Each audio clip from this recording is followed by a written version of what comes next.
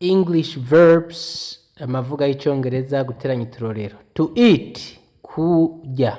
Example, akarorero, I eat. Verbe ya kabiri, to drink, kunwa. Example, akarorero, you drink, uranwa. You drink water, uranwa amazi, water.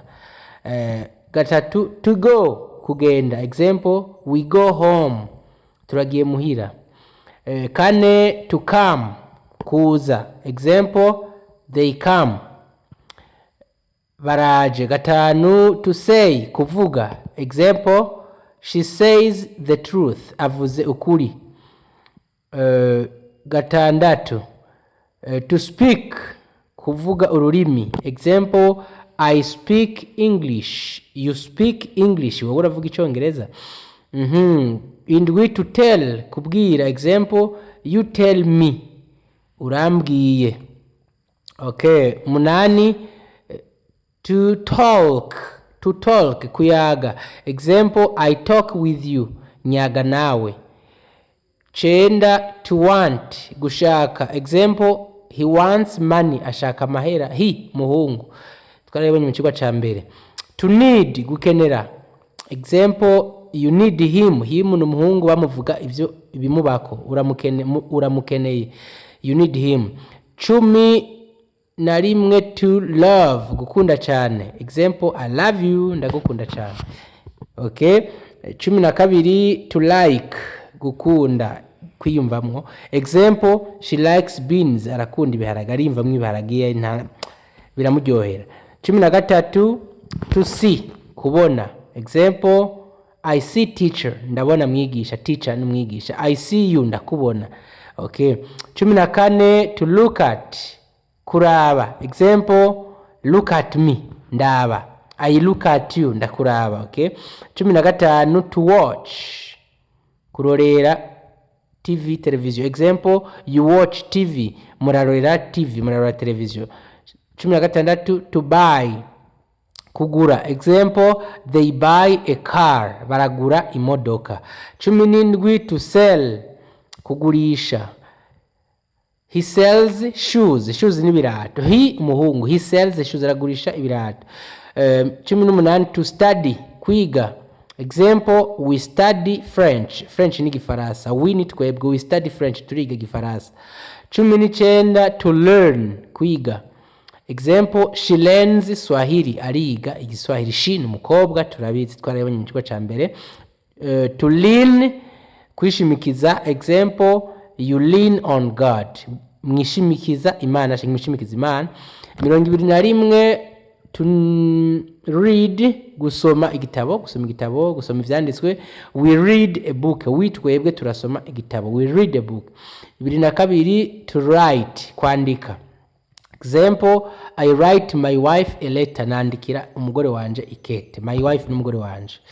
23, to understand, to understand ni gutahura. Example, I understand, ndatahura.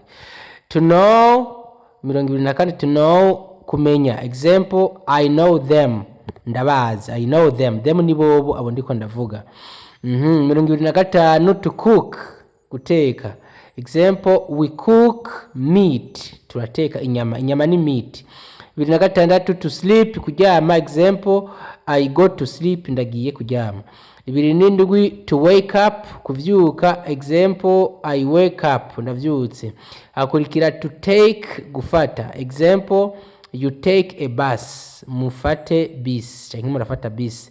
30, to help, gufasha. Example, they help us, baradufasha. They ni bobo, as ni twebwe bitubako. 31, to kill, kwica. Example, they kill her, baramwica. They bobo. 32, to murder, kugandagura. Example, akarorero, they murdered ndadaye, barishe ndadaye, baragandaguye ndadaye.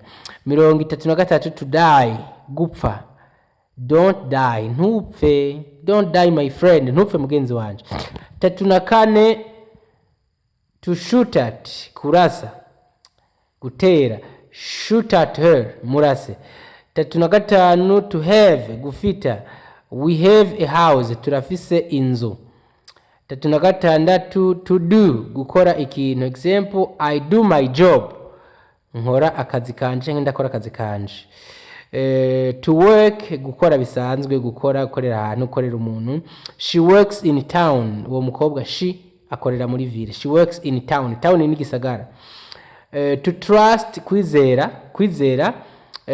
you trust me uranyizeye tatu n'icenda to believe kwizera nayo nyene I believe in God nizera imana cyangwa ndizera imana 40 to make gukora ikintu ukagihingura akarorero example I want to make a table nshaka gukora imeza 41 to mend gukora icyapfuye example can you mend my radio urashaka gukora radio yanje radio 42 to repair gukora icyapfuye nyene example I want you to repair my phone nshaka wowe ukora telefone yanje 43 to build kubaka they build a house barubaka inzu 44 to destroy gusambura example I destroy my house ndasambuye inzu yanje 45 to find gusanga gutora example I